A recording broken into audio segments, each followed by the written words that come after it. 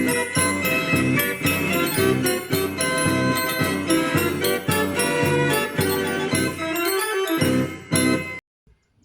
there, my name is Michael and I'm on a mission to rescue, restore and return to full working order a 100-year-old Wurlitzer band organ.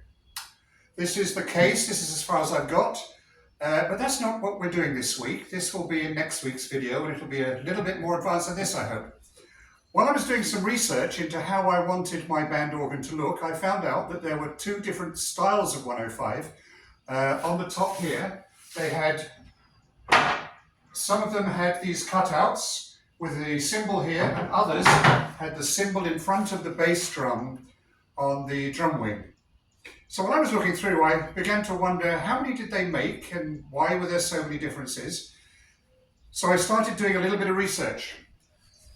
Mostly, I got my information from the Encyclopedia of Automatic Mechanical Instruments, which is a bit hefty, a little bit boring, but it is an encyclopedia after all, and it has an awful lot of information here which I've trolled through and counted up how many were made of each type, which year.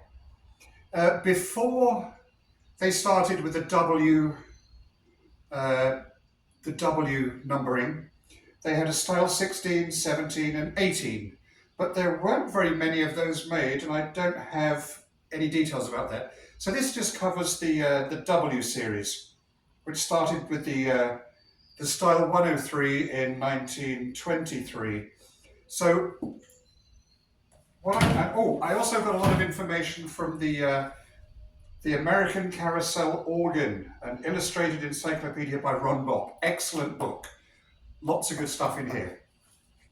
Nighttime reading if you have trouble sleeping. Just kidding. So what we're about to see is not completely 100%, but it's the best I've got information on. And if anyone's got any better information, I'd love to hear it. I did this just for my own benefit. I was just interested, but I thought I'd share it with you.